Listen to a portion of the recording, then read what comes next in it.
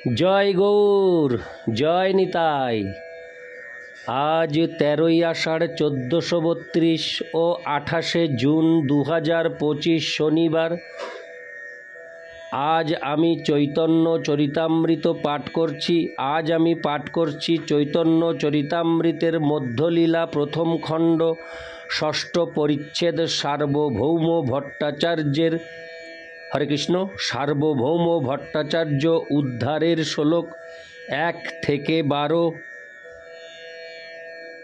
নারায়ণ হে নারায়ণ, ভবভয়হরণম নারায়ণ। ষষ্ঠ পরিচ্ছেদ, সার্বভৌম ভট্টাচার্য উদ্ধার। প্রথমে ভূমিকাতে কিছু কথা নিরূপণ আছে, আমি সেগুলি পাঠ করছি, তারপর মূল শ্লোক থেকে পাঠ করব। শ্রীল ভক্তিবিনোদ ঠাকুর তার অমৃত প্রবাহ ভাষ্যে বর্ণনা করেছেন, শ্রী চৈতন্য মহাপ্রভু শ্রী জগন্নাথ দেবকে দর্শন করে মহাপ্রেমে মহাভাবরূপ সাত্ত্বিক বিকার লাভ করলে সার্বভৌম ভট্টাচার্য তাকে তার বাড়িতে উঠিয়ে নিয়ে যান। সার্বভৌম ভট্টাচার্যের ভগ্নিপতি গোপীনাথ আচার্য মুকুন্দকে দেখে পূর্ব পরিচয় সূত্রে শ্রী চৈতন্য মহাপ্রভুর সন্ন্যাস গ্রহণ ও নীলাচল আগমনের কথা শুনলেন। লোক পরম্পরায় মহাপ্রভুর মহাভাবের কথা শ্রবণ করে সকলেই সার্বভৌম ভট্টাচার্যের ভবনে গমন করলেন। নিত্যানন্দ আদি সকলে সার্বভৌমের পুত্র চন্দনেশ্বরের সঙ্গে জগন্নাথ দর্শন করে এলে দ্বিতীয় প্রহরে মহাপ্রভুর চৈতন্য হল। সার্বভৌম ভট্টাচার্য যত্ন সহকারে সকলকে মহাপ্রসাদ সেবা করালেন। সার্বভৌম ভট্টাচার্যের সঙ্গে মহাপ্রভুর পরিচয় হলে সার্বভৌম তাকে তার মাসির বাড়িতে থাকার ব্যবস্থা করে দেন। গোপীনাথ আচার্য মহাপ্রভুকে ভগবান বলে স্থাপন করলে সার্বভৌম ও তার শিষ্যদের সঙ্গে তার অনেক বিতর্ক হয়। পরমেশ্বর ভগবানের কৃপা ব্যতীত তার ভগবত্তা জানা যায় না এবং পাণ্ডিত্যের দ্বারা তার ঈশ্বরত্ব উপলব্ধি করা যায় না। এই কথা গোপীনাথ আচার্য তাদের ভালো করে বুঝিয়ে দেন। মহাপ্রভু যে সাক্ষাৎ ভগবান তা ভাগবত ও মহাভারত থেকে উদ্ধৃতি দিয়ে প্রমাণ করেন। তা সত্ত্বেও সার্বভৌম ভট্টাচার্য সে কথার প্রতি পরিহাস করলে সেই সমস্ত কথা মহাপ্রভুর কর্ণগোচর হয়। মহাপ্রভু বলেন, ভট্টাচার্য আমাদের গুরু, স্নেহ করে তিনি যা বলেন তা আমাদের মঙ্গলজনক। সার্বভৌম ভট্টাচার্যের সঙ্গে মহাপ্রভুর সাক্ষাৎকার হলে ভট্টাচার্য তাকে বেদান্ত শ্রবণ করতে আজ্ঞা দেন। মহাপ্রভু তা স্বীকার করে 7 দিন পর্যন্ত মৌনভাবে বেদান্ত শ্রবণ করেন। সার্বভৌম ভট্টাচার্য বলেন, হে কৃষ্ণ চৈতন্য, তুমি বেদান্ত বুঝতে পারো না। প্রভু উত্তর দেন, আপনি শ্রবণ করতে বলেছেন, আমি শ্রবণ করছি। ব্যাসদেবকৃত সূত্রগুলি আমি বেশ ভালো বুঝতে পারি, কেবল আপনি যে মায়াবাদী ভাষ্য পড়ছেন তা বুঝতে পারি না। ভট্টাচার্যের প্রশ্নের উত্তরে মহাপ্রভু উপনিষদ ও বেদান্ত ব্যাখ্যা করে সবিশেষবাদ স্থাপন করলেন। তিনি বললেন, মায়াবাদীর মতে ব্রহ্ম নিরাকার ও শক্তিহীন। মায়াবাদীদের এই দুটি মহাভ্রম। বেদে সর্বত্র ব্রহ্মের শক্তি স্বীকার করা হয়েছে এবং তার সচ্চিদানন্দ, সচ্চিৎ আনন্দ, অপ্রাকৃত বিগ্রহ স্বীকার হয়েছে, হরে কৃষ্ণ, স্বীকৃত হয়েছে। বেদের সিদ্ধান্ত অনুসারে ঈশ্বর এবং জীব যুগপৎ, স্বরূপগত ও স্বভাবগত, নিত্য ভিন্ন এবং অভিন্ন। তার ফলে অচিন্ত ভেদাভেদ সিদ্ধান্তই বেদ ও বেদান্তের মতো। মায়াবাদীরা প্রকৃত প্রস্তাবে নাস্তিক। ভট্টাচার্য অনেক বিচার করে পরাস্ত হয়ে গেলেন। তারপর শ্রী চৈতন্য মহাপ্রভু সার্বভৌম ভট্টাচার্যের প্রার্থনা অনুসারে আত্মারাম শ্লোকের 18 প্রকার অর্থ বিশ্লেষণ করলেন। ভট্টাচার্যের যখন জ্ঞান উদয় হল তখন শ্রী চৈতন্য মহাপ্রভু তাকে তার স্বরূপ প্রদর্শন করান। সার্বভৌম ভট্টাচার্য 100টি শ্লোক পাঠ করে তাকে দণ্ডবৎ প্রণাম করেন।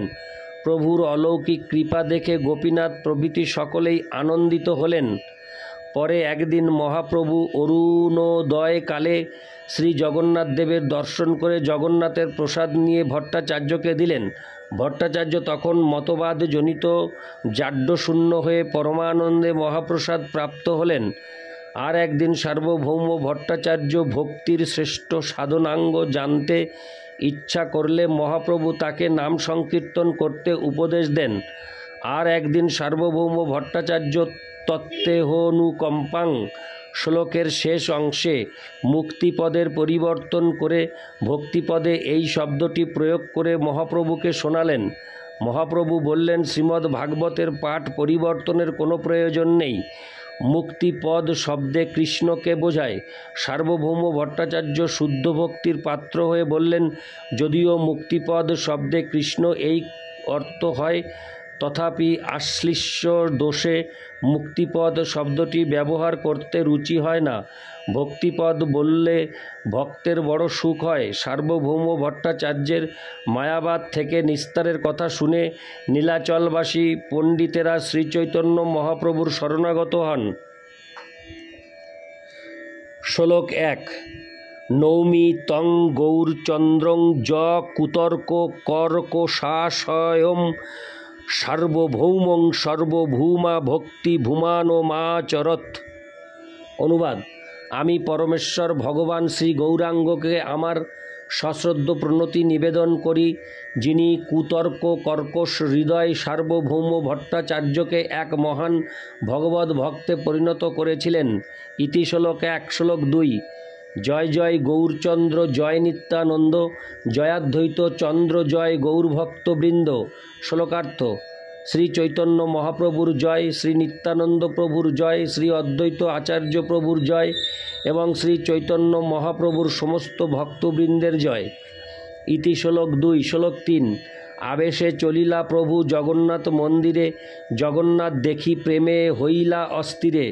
শ্লোকার্থ: ভগবৎ প্রেমে আবিষ্ট হয়ে শ্রী চৈতন্য মহাপ্রভু 18 নালা থেকে জগন্নাথ মন্দিরের দিকে যাত্রা করলেন। শ্রী জগন্নাথ দেবকে দর্শন করে তিনি ভগবৎ প্রেমে অস্থির হলেন। ইতি শ্লোক 3। শ্লোক 4। জগন্নাথ আলিঙ্গিতে চলিলা ধাঙ্গা, মন্দিরে পড়িলা প্রেমে আবিষ্ট হঙ্গা।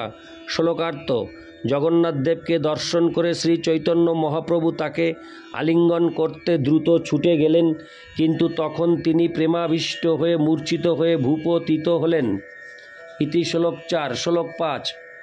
দৈবে সার্বভৌম তাহাকে করে দর্শন, পরিছা মারিতে দেহ কইল নিবারণ। শ্লোকার্থ: শ্রীচৈতন্য মহাপ্রভু এইভাবে মন্দিরে মূর্ছিত হয়ে পড়লে তখন মন্দির রক্ষকেরা তাকে মারতে উদ্যত হলো, কিন্তু দৈবক্রমে তখন সেখানে সার্বভৌম ভট্টাচার্য ছিলেন এবং তিনি তাদের নিরস্ত করলেন। ইতি শ্লোক 5। শ্লোক 6। প্রভুর সৌন্দর্য আর প্রেমের বিকার দেখি সার্বভৌম হইলা বিস্মিত অপার।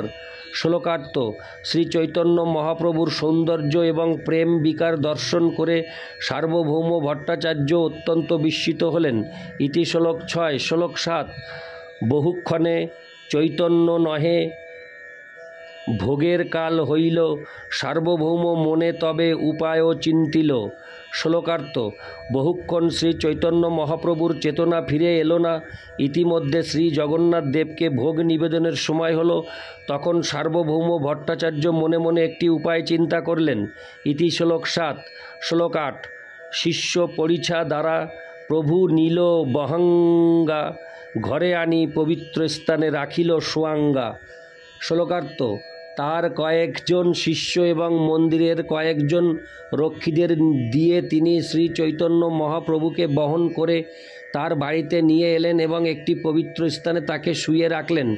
তাৎপর্য: সেই সময় সার্বভৌম ভট্টাচার্য জগন্নাথ মন্দিরের দক্ষিণ দিকে সমুদ্র উপকূলের বালুতটে মার্কেন্ডেয় সরস্তটে বাস করতেন। বর্তমানে এই গৃহ গঙ্গামাতা মঠ নামে প্রসিদ্ধি লাভ করেছে। ইতি শ্লোক 8। শ্লোক 9। শ্বাস প্রশ্বাস নাহি উদর স্পন্দন দেখিয়া চিন্তিত হইল ভট্টাচার্যের মন। শ্লোকার্থ। শ্রী চৈতন্য মহাপ্রভুর দেহ পরীক্ষা করে সার্বভৌম ভট্টাচার্য দেখলেন যে তার নাসিকায় শ্বাস প্রশ্বাস নেই এবং উদরে স্পন্দন নেই। তার এই অবস্থা দেখে সার্বভৌম ভট্টাচার্য অত্যন্ত চিন্তিত হলেন। ইতি শ্লোক 9। শ্লোক 10। সূক্ষ্ম তুলা আনি নাসা অগ্রেতে ধরিল, ঈষৎ চলয়ে তুলা দেখি ধৈর্য হইল। শ্লোকার্থ। সার্বভৌম ভট্টাচার্য তখন সূক্ষ্ম তুলো এনে নাকের উপর ধরলেন এবং যখন তিনি দেখলেন যে সেই তুলো ঈষৎ খুব ক্ষীণভাবে নড়ছে, তখন তিনি আশ্বস্ত হলেন। ইতি শ্লোক 10। শ্লোক 11। বসি ভট্টাচার্য মনে করেনও বিচার, এই কৃষ্ণ মহাপ্রেমের সাত্ত্বিক বিকার। শ্লোকার্থ। শ্রী চৈতন্য মহাপ্রভুর পাশে বসে তিনি ভাবলেন এটি কৃষ্ণ মহাপ্রেমের সাত্ত্বিক বিকার ছাড়া আর কিছুই নয়। ইতি শ্লোক 11। শ্লোক 12। সুদীপ্ত সাত্ত্বিক এই নাম যে প্রলয়, নিত্যসিদ্ধ ভক্তে সে সুদীপ্ত ভাব হয়। শ্লোকার্থ। সার্বভৌম ভট্টাচার্য তখন বুঝতে পারলেন এটি কৃষ্ণ প্রেম জনিত সুদীপ্ত সাত্ত্বিক ভাব, তার নাম প্রলয়। নিত্যসিদ্ধ ভক্তদেরই কেবল এই ভাব দেখা যায়। তাৎপর্য। সুদীপ্ত সাত্ত্বিক শব্দটির অর্থ বিশ্লেষণ করে শ্রীল ভক্তি সিদ্ধান্ত সরস্বতী ঠাকুর বলেছেন, ভক্তি রসামৃত সিন্ধু গ্রন্থে শুদ্ধ ভক্তের শরীরে 8 প্রকার সাত্ত্বিক বিকারের উল্লেখ করা হয়েছে। ভক্তেরা কখনো কখনো এই বিকার গোপন রাখার চেষ্টা করেন। এই বিকার 2 প্রকার, ধূমায়িতা এবং জ্বলিতা। 1 অথবা 2টি ভাব সহজ ভাবুকের শরীরে ঈষৎ প্রকাশিত হলে যে ভাবের গোপন সম্ভবপর হয় সেই ভাবকে ধূমায়িতা বলে।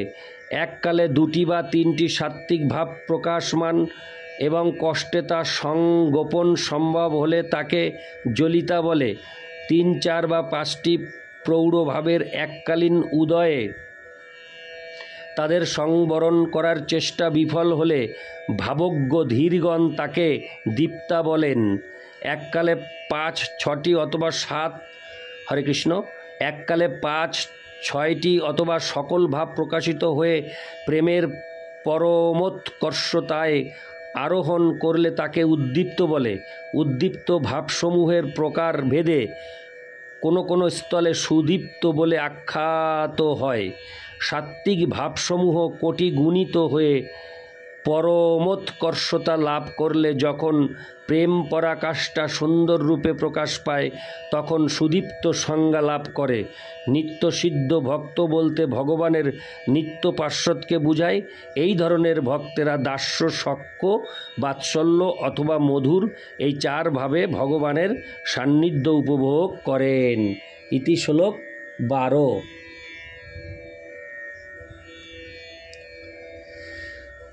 नारायण हे नारायण भवभय हरणं नारायण। जय गौर, जय निताई।